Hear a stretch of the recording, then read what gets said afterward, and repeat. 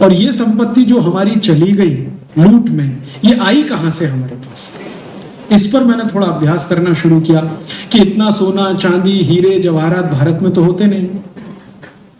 भारत में तो सोना पैदा करने का काम कभी हुआ नहीं। अभी थोड़े दिन पहले कर्नाटक में एक खदान मिली सोने की कोलार में, वो भी थोड़े दिन में बंद हो गई। वहां सोना वहां भी नहीं।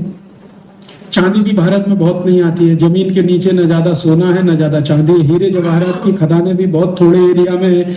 मध्य प्रदेश में पन्ना नाम का एक जिला है, वहां पे थोड़ा बहुत हीरा निकलता है, अन्यथा तो ज्यादा नहीं। दुनिया में सबसे ज्यादा सोना चांदी हीरा जवाहरात तो ये अफ्रीकी देशों के पास है। या तो थोड़ा बहुत है तो लैटिन अमेरिकी देशों के पास है, या थोड़ा बहुत है तो एशियाई देशों के पास। हमारे पास तो है नहीं जमीन के नीचे। तो इतना सोना चांदी हमारे पास आया कहां से, जो विदेशी इतना सब लूट के ले गए? तो पता चला कि क्या हम भी कभी किसी को लूटने गए थे?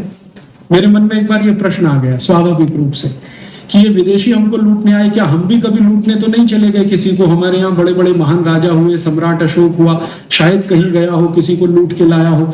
या रामचंद्र जी कभी चले गए हो चक्रवर्ती सम्राट बनने के लिए, दूसरों को लूट के लाने के लिए। या कभी कृष्ण चले गए हो दूसरों को लूट के लाने के लिए। हो सकता है भारत में कभी ऐसा हो गया हो कभी। तो इस विषय पर जब मैंने दस्तावेज ढूंढना शुरू किया तो आज तक 12-15 साल की मेहनत तो मैं कर चुका हूं, एक भी ऐसा दस्तावेज नहीं मिला जब भारत का कोई राजा किसी पड़ोसी को लूटने के लिए कभी गया हो। हाँ, दस्तावेज इस बात के जरूर मिले हैं कि भारत के बहुत सारे राजा पड़ोसियों को संदेश देने चले गए, धर्म की बात कहने गए, संस्कृति की बात कहने गए, सभ्यता की बात कहने गए, प्रेम मोहब्बत शांति की बात कहने गए, लेकिन लूटने के लिए तो भारत का कोई राजा आज तक गया नहीं। ये दस्तावेज तो दुनिया भर में कहीं नहीं है। गए ही नहीं तो दस्तावेज कहां से आएंगे? तो फिर मैंने सोचा कि फिर ये आया कहां से हमारे समाज में इतना धन, इतनी संपत्ति, इतना वैभव? क्योंकि कोई समाज मंदिर सोने के बनाना शुरू करे तो ये तो तभी संभव है जब उस समाज में सरप्लस सोना हो। हमारे भारत में आपने सुना है सोने के मंदिर हैं। स्वर्ण मंदिर अमृतसर का तो शायद आपने देखा भी होगा। अमृतसर का स्वर्ण मंदिर तो एक है, ऐसे 1000 से ज्यादा मंदिर आज भी हैं जहां किवाड़ सोने के हैं, दीवारों में चांदी जड़ी हुई है, हीरे जवाहरात आज भी लगे हुए हैं, इतनी लूट के बाद भी बचा हुआ है। तो कोई समाज सोने के मंदिर कब बनाएगा? जब समाज में इतना ज्यादा सोना हो जो जरूरत से बहुत अधिक हो। खुद इस्तेमाल करते करते हम परेशान हो जाएं, बच जाए तो सोने का फिर मंदिर बनेगा। तो इतना ज्यादा सोना हमारे समाज में कैसे आया? सोने की चिड़िया नाम कैसे पड़ा इस देश का? इस विषय पर जब मैंने खोजना शुरू किया तो पता चला कि ये सारा का सारा सोना हमने ट्रेड करके कमाया, हमने किसी से लूट कर नहीं लाया। व्यापार किया, उद्योग चलाए। और एक महत्व की बात कि भारत ने जब ये व्यापार किया दूसरे देशों से, तो व्यापार किया, किन चीजों का व्यापार किया? तो अब तक हमने सुना है, बात भी हम करते रहे हैं कि कुछ हमारे मसाले हम बेचने के लिए जाते थे, स्पाइसेस, ये हमने सुना है, शायद इतिहास में पढ़ा भी है। मेरे मन में ये संतोष नहीं होता था कि खाली मसाले बेच के सोना कमा के लाते थे। ये कैसे हो गया? क्योंकि मसाले का व्यापार इतना बड़ा दुनिया में कब से होने लगा? मसाला खाना अरब देशों ने थोड़ा, अरब देशों की जो जनता है वो थोड़े मसाले खाती है, और थोड़ा बहुत लैटिन अमेरिका में, वो भी बहुत थोड़ा इलाका। यूरोप में तो कोई मसाला वसाला नहीं खाता। तो क्या इतना मसाला हमने बेच लिया कि इसमें से सोना चांदी हीरे जवाहरात इकट्ठे हो गए सारे?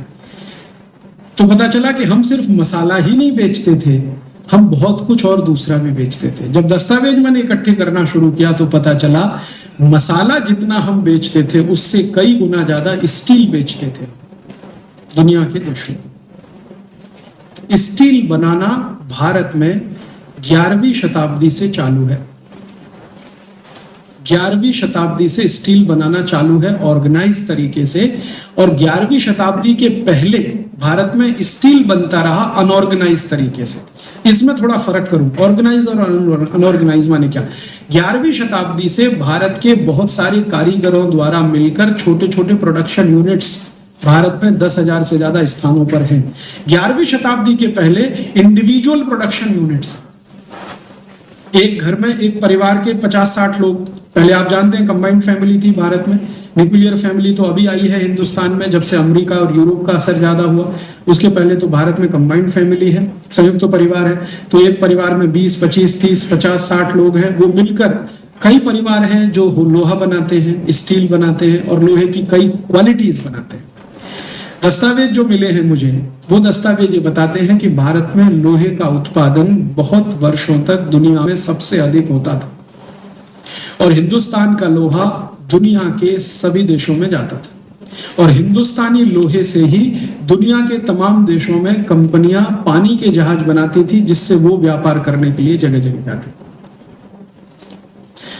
हमारे देश में जब से ऑर्गेनाइज्ड लेवल पे प्रोडक्शन शुरू हुआ तो 1840 तक के दस्तावेज है, उसके बाद के दस्तावेज अभी तक मिले नहीं है, मिल जाएंगे तो उनकी भी बात कर सकूंगा। अप टू 1840 भारत में 10,000 प्रोडक्शन यूनिट्स थे स्टील बनाने वाले, अप टू 1840। और 1840 हमारा कोई अच्छा समय नहीं है, बहुत गिरा हुआ समय है। जब 800 साल हम लुटते रहे तब इतने प्रोडक्शन यूनिट्स बचे हैं। तो जब हमारा गोल्डन पीरियड रहा हो तो कितना रहा हो। और जो क्वालिटी का लोहा, आयरन, स्टील, जो भी आप कहिए हम बनाते थे, उसके बारे में आपने कई बार सुना होगा, चाहे तो प्रमाण भी देख सकते हैं। वो इस क्वालिटी का होता था कि उसमें जंग ना मात्र भी नहीं होता था। सैकड़ों सैकड़ों साल वो लोहा खुले में पड़ा रहे, बारिश भी होती रहे, धूप भी गिरती रहे, हवाएं भी आती रहे, तो भी उसमें जंग ना लगे, रस्ट ना लगे। अभी तत्काल देखना हो तो दिल्ली चले जाइए, मेहरौली नाम का गांव है, वहां पर लौह स्तंभ देख लीजिए। और दिल्ली में मेहरौली का जो लौह स्तंभ है, ऐसे दक्षिण भारत में कई मंदिरों में लौह स्तंभ है जो मेरी आंखों से मैंने देखे। इस क्वालिटी का लोहा बना। और भारत के लोहे की क्वालिटी की चर्चा ब्रिटिश पार्लियामेंट में 23-24 साल होती रही है। एक हीथ नाम का अंग्रेज अधिकारी है जो एमपी बना है बाद में, हाउस ऑफ कॉमन्स में, बाद में भारत भी आया और इंडियन आर्मी का बहुत समय तक कर्नल रैंक पे ऑफिसर रहा, बाद में कमांडर बना और कई वो हीथ की लिखी हुई एक पुस्तक है, वो बहुत साल तक मिलती नहीं थी, आउट ऑफ प्रिंट, और मुझे लगता है वो जानबूझ के किए। उसमें उसने इंडियन स्टील इंडस्ट्री का पूरा वर्णन किया है। हीथ जो है 30 साल भारत में रहा है, 30 साल भारत में अनेक राज्यों में अनेक पदों पर उसने नौकरी की है। अपनी नौकरी के दौरान उसको स्टील बनाने में थोड़ा रस है हीथ को, तो वो लिख रहा है। और उसकी किताब पहले लंदन में छपी लेकिन आउट ऑफ प्रिंट हो गई, भारत सरकार ने कभी इंटरेस्ट नहीं लिया उस किताब को रीप्रिंट करने का। तो मुझे ऐसे ही एक व्यक्ति है जो मेरे इन सब काम से प्रभावित है, लंदन से कहीं से ढूंढ के भेज दिया। वो हीथ की किताब में हीथ कह रहा है कि हमने 23 साल ब्रिटिश पार्लियामेंट में भारत के लोहे की क्वालिटी पर चर्चा की है और वो क्वालिटी दुनिया में बेजोड़, कोई ऐसा लोहा नहीं आ सकता जो भारत में बनता है। वो कहता है कि भारत के बाद दुनिया में एक ही देश है जो इस क्वालिटी का लोहा बनाने की ताकत रखता है, वो है चीन। और तीसरा वो कहता है कि थोड़ा बहुत लोहा बनाने की ताकत है, वो डेनमार्क के पास है। हम तो सोच ही सकते हैं कि इस क्वालिटी का लोहा बना सके, एक अंग्रेज अधिकारी खुद लेकर। अब वो कहता है कि हमें तो लोहा बनाने की टेक्नोलॉजी भी भारत से ही मिली है, जो कुछ हम यहाँ इंग्लैंड में बनाते हैं वो सब कुछ हमने भारत से ही सीखा है। ब्लास्ट फर्नेस बना अंग्रेजों ने भारत से सीखा। लोहे के लिए ब्लास्ट फर्नेस आप जानते हैं सबसे महत्वपूर्ण हिस्सा होता है जहां पर लोहे का कच्चे माल को गलाया जाता है, तो गलाने के बाद ही फिर आगे की प्रक्रिया शुरू होती है। और वो कहता है कि जो इंडियन ब्लास्ट फर्नेस है इसमें 1500 डिग्री सेंटीग्रेड टेम्परेचर बहुत आसानी से आ जाता है। इस क्वालिटी की ब्लास्ट फर्नेस बनाते हैं भारत से। और वो कहते हैं कि ये ब्लास्ट फर्नेस इतने हल्के हैं कि एक गाँव से दूसरे गाँव बैलगाड़ी पर रख के ले जाए जा सकते हैं। पोर्टेबल माने आप यहाँ आज चलाइए ब्लास्ट फर्नेस कल दूसरे गाँव में हिमाचल है। तो वो कहते हैं ये हिंदुस्तानी जहां जहां कच्चा लोहा मिलता है वो सभी गांव में रहने वाले आदिवासी लोहे बनाना जानते हैं और इनकी पीढ़ियों से लोहा बनाने का काम होता है। हम स्टील बनाते हैं, लोहा बनाते हैं, उसको एक्सपोर्ट करते हैं तो सोना लाते हैं। ये है लोहा बेचकर सोना लाते रहे हैं और 1-2 साल नहीं सैकड़ों साल तक वो भी हरे लोहे का इस्तेमाल किया है। आज भी हिंदुस्तान में बना हुआ लोहा यूरोप के बहुत सारे स्थानों पे मिल जाएगा। आप में से कोई फ्रांस अगर कभी गया हो या आने वाले समय में जाने वाला हो तो आप एक जगह जरूर जाइएगा। फ्रांस में स्थान है लूव्र, बहुत बड़ा म्यूजियम। हिंदुस्तान का लोहा वहां किस क्वालिटी का उस जमाने में बनता था जब लूव्र म्यूजियम बना है। लूव्र म्यूजियम में पूरा हिंदुस्तानी लोहा इस्तेमाल है। नोत्र-दाम नाम का एक चर्च है फ्रांस में, तो वहां का सबसे फेमस चर्च। नोत्र-दाम चर्च में बिजली को अर्थ करने के लिए, ये जो बिजली बढ़ाते हैं उसको अर्थ करने के लिए रॉड डाली गई है, वो हिंदुस्तानी लोहे की। और नोत्र-दाम चर्च में हिंदुस्तानी लोहे की रॉड ही नहीं है। दीवारों में आप जानते हैं हिंदुस्तान में बहुत अद्भुत कार्य रही है पत्थरों को लोहे जोड़ने की। हमारे यहाँ जितने भी पुराने आप किले देखे हैं पत्थरों के, लेकिन एक पत्थर से पत्थर के बीच में लोहा लगा के उसको कस के बांधने की एक प्रक्रिया टेक्नोलॉजी भारत में विकसित हुई है, तो पत्थरों में फिक्स करने का। आप कोणार्क मंदिर में जाइए आपको दिखाई देगा, शिवाजी के सारे किले देख के आइए आपको वहां दिखाई देगा। पत्थरों को एक दूसरे से जोड़ने के लिए चूना तो लगता ही था, चूने के साथ लोहे के क्लैंप लगते थे। तो वो नोत्र-दाम के चर्च में सारे के सारे लोहे के क्लैंप भारत के गए हैं, वो लगे हुए हैं और चर्च के रिकॉर्ड्स में ये बात लिखी हुई है। लिखी गई है, और यहां तक लिखा हुआ है कि इस चर्च को बनाने वाले कारीगर भी भारत से, क्योंकि उस समय उनके यहाँ इतनी अच्छी कारीगरी का काम करने वाले कारीगर नहीं थे। तो हम सिर्फ लोहा ही नहीं बेच रहे हैं, हम इसका माने बिल्डिंग बनाने में भी हमारी महारत रही है। कंस्ट्रक्शन इंडस्ट्री में भारत बहुत आगे रहा है, और भारत की कंस्ट्रक्शन इंडस्ट्री का अगर आप वर्णन देखना चाहें तो इस पे एक नहीं अब तो 20 किताबें हैं। हिंदुस्तान में उस क्वालिटी का कंस्ट्रक्शन होता रहा जो कोई सोचना भी आज संभव नहीं है। आप कभी राजस्थान आइए, राजस्थान के किले देखिए। जयपुर के पास एक आमेर नाम का छोटा सा स्थान है, आमेर का किला आप देखेंगे तो वहां की छत को देखिए, रूफ को देखिए, बहुत लंबी लंबी रूफ बिना किसी सपोर्ट के खड़ी हुई है, ना कोई बीम है ना कोई पिलर है, अभी भी जीवित है। और ये आमेर रूफ दुनिया में इतनी पॉपुलर हुई है कि सभी जितने बड़े आर्किटेक्ट के इंस्टीट्यूट है पूरी दुनिया में, वो सब आमेर रूफ पढ़ाते हैं अपने विद्यार्थियों, भारत को छोड़कर, भारत को छोड़कर। मैंने फ्रांस में देखा, जर्मनी में देखा, डेनमार्क में देखा, नीदरलैंड में देखा, उनके जो आर्किटेक्ट के बड़े इंस्टीट्यूट्स हैं वो आमेर रूफ पढ़ाते हैं अपने स्टूडेंट्स को। भारत की यूनिकनेस है, भारत में नहीं है, उस पर चर्चा भी नहीं होती, बात भी नहीं। हमारे यहाँ बस इतना ही है कि आमेर का किला देखने जाइए तो वो जो गाइड है ना, वो एक वाक्य में आधे मिनट में आपको ये कह देगा कि ऐसे है, उसके आगे कुछ बात करो तो उसको भी नहीं मालूम कि भाई ये कैसे अजूबा है। आप कल्पना कर सकते हैं 100 मीटर लंबा और 100 मीटर चौड़ा एक हॉल है, और उसमें ना कहीं कोई पिलर है और ना कोई बीम है, कोई सपोर्ट नहीं, कैसे बना है।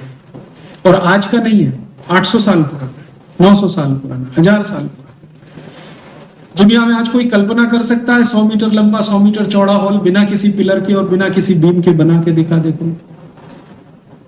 मैंने तो बहुत सारे दुनिया भर के एक्सपर्ट्स को पूछा है तो वो कहते हैं ये तो कुछ अजूबा है। और ये अजूबा भारत में करने वाले एक दो नहीं हजारों लोग रहे, अलग अलग समय पर, अलग अलग इलाकों में। आमेर रूफ एक तरह की यूनिक हमारी वो रही है, टेक्निक रही है जो दुनिया भर में हमने दी, और बहुत सारे देशों ने उसकी नकल करके सीखा। इंग्लैंड में जिसको आर्किटेक्ट का जन्मदाता माना जाता है, उसकी लिखी हुई किताब अभी मैं पढ़ रहा था थोड़े दिन पहले, लिटनर करके एक बड़ा इंजीनियर है, कंस्ट्रक्शन का एक्सपर्ट है, वो कहता है कि हमने तो कंस्ट्रक्शन सीखा है भारत से। ये अलग बात है कि जिनसे हमने सीखा उन्हीं को हमने मार डाला, तो अपनी ही किताब में लिखा हमने सीखा है भारत से, लेकिन ये अलग बात है कि हमने जिनसे सीखा उन्हीं को मार डाला। क्यों? सबूत नष्ट करने के लिए मार डाला। तो हुआ ये होगा कि भारत में इस तरह के जो विशेषज्ञ रहे होंगे, इनको ये पकड़ के ले गए होंगे, सीख लिया होगा, फिर उनको मार डाला होगा। ये तो उनकी पॉलिसी रही है पुरानी। तो इस तरह से तो यहां से कंस्ट्रक्शन का इतना बड़ा काम होता है, तो कंस्ट्रक्शन मटेरियल भी एक्सपोर्ट होता है। यहां से ब्रिक्स एक्सपोर्ट हुई है, दुनिया भर में ब्रिक्स बनाने की टेक्नोलॉजी 2 ही देशों से गई है, एक तो चीन, दूसरा भारत।